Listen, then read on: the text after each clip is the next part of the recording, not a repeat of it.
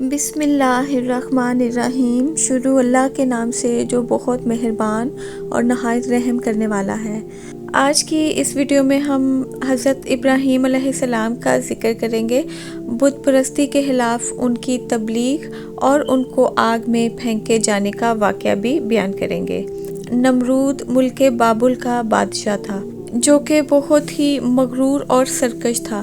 جب اس کے اقتدار کا علاقہ وسیع ہو گیا تو اس نے کہنا شروع کیا کہ اس کی پرستش کی جائے، کیونکہ لوگ تو پہلے ہی غیر اللہ اور لکڑی کے بنے ہوئے بتوں کی پرستش کیا کرتے تھے، لہٰذا وہ نمرود کو آسانی سے خدا ماننے پر آمادہ ہو گئے۔ لوگوں کو اس گمراہی کی زندگی بسر کرتے ہوئے ایک عرصہ ہو گیا، وہ اللہ کو بالکل بھلا چکے تھے۔ پروردگار نے اس قوم کی ہدایت اور رہنمائی کے لیے پیغمبر بھیجنے کا ارادہ فرمایا۔ ایک دن نمرود نے دربار لگایا ہوا تھا۔ نمرود کے دربار میں نجومی بھی تھے۔ ایک نجومی نمرود کے دربار میں بہت بڑا مرتبہ رکھتا تھا اور وہ نمرود کے بہت قریب بھی تھا۔ ایک دن وہ نمرود سے کہنے لگا کہ آپ کی سلطنت میں ایک بچہ پیدا ہونے والا ہے، اب وہ بت پرستی کو ختم کر دے گا اور لوگوں کو اپنے دین کی جانب راغب کرے گا اور آپ کی حکومت بھی ختم کر دے گا۔ یہ سن کر نمرود نے دربار کے دوسرے نجومیوں کی طرف دیکھا تو سب نجومیوں نے پہلے نجومی کی تائید کی۔ نمرود یہ سن کر دل ہی دل میں گھبرایا اور غصے میں آ کر حکم دیا کہ جو بھی بچہ پیدا ہو اسے پیدا ہوتے ہی قتل کر دیا جائے۔ نمرود کے منہ سے اس حکم کا نکلنا ہی تھا کہ بابل میں پیدا ہونے والے بچے قتل کیے جانے لگے۔ کہتے ہیں کہ نمرود کے حکم پر اس کے جلادوں نے 1,00,000 بچے قتل کر دیے۔ نمرود یہ سمجھتا تھا کہ شاید اس طریقے سے خدا تعالیٰ کے ارادے کے آگے بند باندھ لے گا۔ اسی ملک بابل میں ایک خاتون تھی، تاریخ جن کا نام نونا بتاتی ہے۔ جب ان کے بچے کی پیدائش کا وقت قریب آیا، اللہ رب العزت نے نمرود کے جلادوں کی نظر سے ان کو اوجھل رکھا، اور جب ان کے بچے کی پیدائش کا وقت قریب آ گیا تو وہ نمرود کے پھیلائے ہوئے جلادوں کے ڈر سے شہر سے باہر چلی گئی اور پہاڑ کے ایک غار میں پناہ لے لی۔ انہوں نے اپنے بچے کو اسی غار میں جنم دیا۔ بچے کو کپڑے میں لپیٹا اور اس کو ادھر ہی غار میں لٹا کر خدا سے دعا کی، اے خدا، میں اپنے لختے جگر کو غار میں لٹا کر جا رہی ہوں، ان ظالموں سے تو ہی میرے بچے کو محفوظ رکھنا۔ انہوں نے بچے کو بوسہ دیا اور غار کے دہانے کو پتھروں سے بند کر کے شہر کو لوٹ گئیں۔ جب دوسرے دن غار میں اپنے بچے کو دیکھنے آئیں تو کیا دیکھتی ہیں کہ ان کا بچہ انگوٹھا چوس رہا ہے۔ اس بچے کے انگوٹھے سے دودھ جاری تھا۔ یہ بچہ کوئی اور نہیں بلکہ حضرت ابراہیم علیہ السلام تھے۔ اللہ تبارک و تعالیٰ نے بچے کے انگوٹھے سے دودھ جاری کر دیا اور یوں حضرت ابراہیم علیہ السلام کو دودھ کی شکل میں غذا ملتی رہی۔ آپ کی ماں آپ کو دیکھنے روز غار میں آتی۔ جب آپ کی عمر 2 سال ہو گئی تو آپ باتیں کرنے لگے۔ اسی طرح وقت گزرتا گیا۔ جب آپ کی عمر 7 سال کی ہوئی تو آپ کی والدہ آپ کو بڑی بڑی باتیں سکھاتی، آپ کو اخلاق سکھاتی، کمزوروں کی مدد کرنا اور اللہ کے پیغمبروں کے قصے سناتی۔ وقت گزرتا گیا، آپ نے اپنی زندگی کے 13 سال اسی غار میں گزارے۔ ایک دن جب حضرت ابراہیم علیہ السلام کی والدہ ان سے ملنے غار میں آئیں تو انہوں نے اپنی ماں سے کہا، ماں مجھے بھی اپنے ساتھ شہر لے چلیں۔ ان کی ماں نے کہا، بیٹا شہر میں تمہارے لیے خطرہ ہے۔ جب ان کی والدہ چلی گئیں تو حضرت ابراہیم علیہ السلام غار سے نکلے اور شہر کا رخ کیا۔ حضرت ابراہیم علیہ السلام کے والد کا نام آزر تھا، لیکن اس کے بارے میں اختلاف پایا جاتا ہے۔ مختلف علماء کا اجماع ہے کہ آزر ان کے چچا کا نام ہے۔ ان کے والد کا نام تارخ تھا۔ آزر پتھر، مٹی اور لکڑی کے بت بناتا تھا، ان کو خود پوجتا اور لوگوں کو فروخت کرتا تھا۔ اس طرح اس کا کاروبار بہت پھیلا ہوا تھا۔ آزر کے بیٹے بھی بت پرستی کیا کرتے تھے۔ جب ابراہیم علیہ السلام غار سے نکل کر شہر گئے اور اپنے چچا آزر سے ملے تو انہوں نے ابراہیم علیہ السلام کو بھی اپنے بیٹوں کے ساتھ بت بیچنے بھیج دیا۔ حضرت ابراہیم علیہ السلام نے بتوں کے گلے میں رسی باندھی اور انہیں زمین پر گھسیٹتے ہوئے لے گئے، جس سے وہ مٹی کیچڑ سے آلودہ ہو گئے۔ फिर उन्होंने आवाज़ लगाई, ए लोगो, मुझसे वो बुत खरीदो जो बेजान हैं, जो अकल से आरी हैं और किसी को नफ़ा या नुकसान नहीं पहुंचा सकते। बुतों के साथ हज़रत इब्राहीम अलैहिस्सलाम का ये सलूक बुत परस्तों की नज़र में बहुत तौहीन आमेज़ था। आज़र ने हज़रत इब्राहीम अलैहिस्सलाम को इस बारे में समझाया। एक दिन हज़रत इब्राहीम अलैहिस्सलाम ने अपने चचा से पूछा, आप लकड़ी, पत्थर और मिट्टी के बुत बनाते हैं जो ना बोल सकते हैं ना सुन सकते हैं। आज़र ने चौंक कर पूछा, क्या तुम हमारे बुतों के खिलाफ हो? और कहा, आइंदा ऐसी बात ज़बान पर ना लाना वरना तुम्हें सज़ा होगी। इसके बाद हज़रत इब्राहीम लोगों से मुखातिब हुए और कहा कि इबादत के लायक ना ये नमरूद है ना ये बुत हैं, बल्कि इबादत के लायक सिर्फ खुदा ताला की ज़ात है जिसने सारी दुनिया को पैदा किया और वो ही इसका मालिक है। हज़रत इब्राहीम अलैहिस्सलाम का नाम और उनका पैगाम बड़ी तेज़ी से फैलने लगा। लोग उनकी बात गौर से सुनने लगे, लेकिन जब उनकी शोहरत नमरूद तक पहुंची तो उसने अपने दरबार के लोगों से पूछा कि ये नौजवान कौन है जिसने हंगामा खड़ा किया हुआ है। तो उसके दरबारी बोले, उसका नाम इब्राहीम है जो आज़र के घर में जवान हुआ है। नमरूद ने हुक्म दिया कि फ़ौरन उसे मेरे सामने पेश किया जाए। नमरूद के भेजे हुए लोग हज़रत इब्राहीम के पास आए और उन्होंने नमरूद का पैगाम उन्हें पहुंचाया। हज़रत इब्राहीम नमरूद के पास पहुँचे। नमरूद ने कहा, ए नौजवान, तुम जिस खुदा की इबादत करते हो वो कौन है? हज़रत इब्राहीम ने कहा, मेरा खुदा वो है जो लोगों को ज़िंदगी और मौत देने की कुदरत रखता है। नमरूद ने कहा, ये काम तो मैं भी कर सकता हूँ। नमरूद ने एक ऐसे शख्स को आज़ाद कर दिया जिसे सज़ाए मौत का हुक्म सुनाया जा चुका था और एक ऐसे शख्स को फांसी दे दी जिसका कोई जुर्म न था। और फिर हज़रत इब्राहीम से मुखातिब हुआ कि अब बोलो, मेरे खुदा होने में तुम्हें कोई शक है?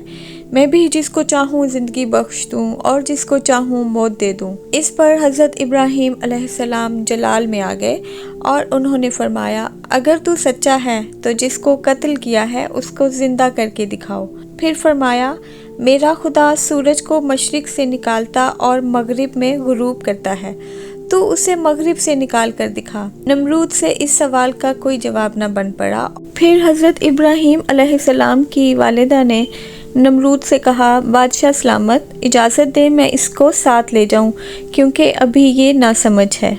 आज़र ने कहा, बादशाह सलामत, आप इसे घर जाने की इजाज़त दे दें, मैं इसे बुतों की तौहीन करने नहीं दूंगा। नमरूद ने कहा, मैं तुम्हारी खातिर इब्राहीम को माफ़ करता हूँ, लेकिन अगर इसने अब ये हरकत की तो मैं इसको ज़िंदा जला दूंगा। और फिर एक दिन उन्होंने आज़र से कहा, ये बुत क्या हैं जिनको आप बनाते भी खुद हैं और इनको पूजते हैं और खुदा भी मानते हैं?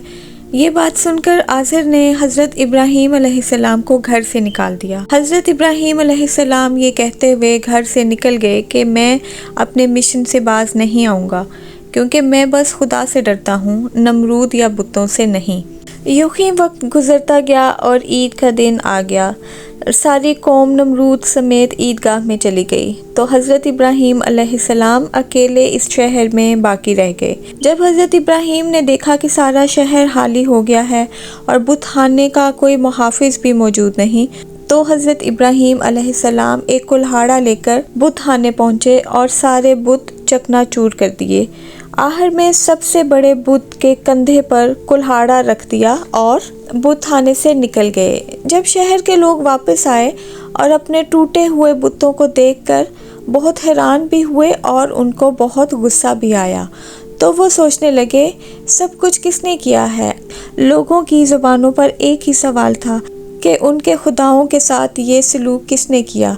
कुछ लोगों ने कहा, हमने एक नौजवान को बुतों की बुराई बयान करते सुना है जिसका नाम इब्राहीम है, इसलिए मुमकिन है ये काम उसी ने किया हो।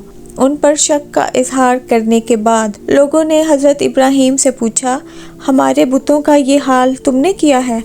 तो हज़रत इब्राहीम ने बड़े सुकून से जवाब दिया, ये बात इस बड़े बुत से पूछें जिसके कंधे पर कुल्हाड़ा है।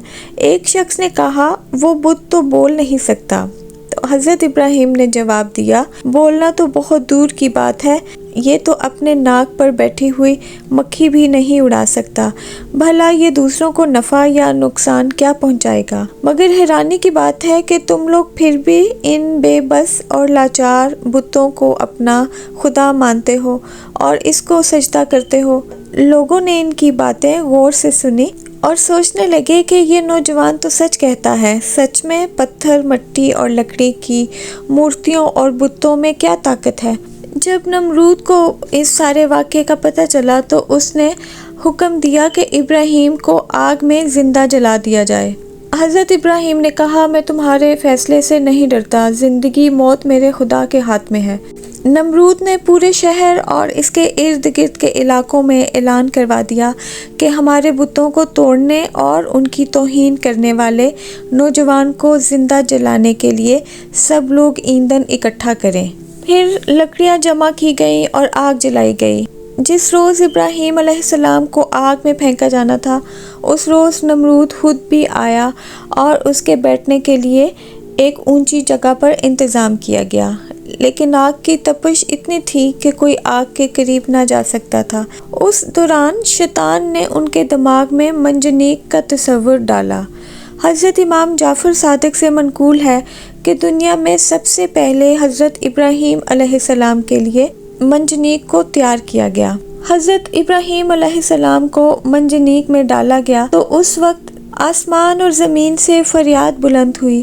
کائنات کی ہر شے نے حضرت ابراہیم علیہ السلام کی مدد کی خواہش کی۔ زمین نے کہا، اے پروردگار، اس زمین پر ابراہیم کے علاوہ تیری عبادت کرنے والا کوئی نہیں، کیا تو راضی ہے کہ یہ لوگ اسے جلا دیں؟ فرشتوں نے کہا، تیرے خلیل ابراہیم کو یہ بت پرست جلا رہے ہیں۔ حق تعالیٰ نے فرمایا، اگر ابراہیم مجھ سے مدد طلب کرے تو میں ضرور اس کی مدد کروں گا۔ یہاں ابراہیم علیہ السلام منجنیق سے جدا ہوئے۔ وہاں جبرائیل علیہ السلام نے ہوا میں حضرت ابراہیم علیہ السلام سے ملاقات کی اور فرمایا، اے ابراہیم، تیری کوئی حاجت ہے؟ تو حضرت ابراہیم علیہ السلام نے فرمایا، نہیں، تجھ سے کوئی حاجت نہیں، لیکن میری پروردگار سے ضرور حاجت ہے۔ اس وقت حضرت جبرائیل علیہ السلام نے ان کو ایک انگوٹھی دی، ساتھ ہی خداوند تعالیٰ نے آگ کو وحی کی کہ سرد ہو جا۔ اس کے ساتھ ہی آگ سرد ہو گئی اور پروردگار نے فرمایا، سلام علی ابراہیم، ابراہیم تجھ پر سلام ہو۔ اور یوں اللہ تعالیٰ نے اپنے پیغمبر حضرت ابراہیم علیہ السلام کو آگ سے محفوظ رکھا۔ یہ ماجرا دیکھنے کے بعد نمرود حضرت ابراہیم کے پاس پہنچا اور کہا، اے نوجوان، مجھے تعجب ہے کہ تیرا حکم ہوا پر بھی چلتا ہے۔ حضرت ابراہیم علیہ السلام نے جواب دیا، یہ سب میرے خدا کی قدرت ہے۔ نمرود حضرت ابراہیم علیہ السلام کی عظمت کو تو اپنی آنکھوں سے دیکھ چکا تھا، لیکن وہ آپ کی باتوں کو تسلیم کرنے کو تیار نہ تھا۔ نمرود کو لگا کہ کہیں لوگ حضرت ابراہیم پر ایمان نہ لے آئیں۔ اس نے لوگوں کو لالچ دے کر، ڈرا دھمکا کر بہکایا۔ اس واقعے کے بعد اس نے ابراہیم علیہ السلام کو شہر بدر کرنے کا حکم دے دیا تاکہ کوئی شخص بھی ان کا پیروکار بن کر ان کا دین اختیار نہ کر سکے۔ حضرت ابراہیم خود بھی نمرود کے اس شہر میں رہنے کو خوش نہ تھے، اس لیے وہ شہر چھوڑنے پر آمادہ ہو گئے۔ انہوں نے اپنی بھیڑ بکریوں کو اکٹھا کیا، اپنا سامان لیا اور اپنی بیوی سارہ کے ساتھ بابل چھوڑ کر چل دیے۔ اس کے بعد کیا ہوا، حضرت ابراہیم علیہ السلام کے ڈیفرنٹ واقعات میں اپنی آنے والی ویڈیوز میں آپ کے ساتھ شیئر کروں گی، تو میری ویڈیوز کو لائک اور شیئر بھی کر دیا کریں اگر آپ کو میری ویڈیوز اچھی لگتی ہیں۔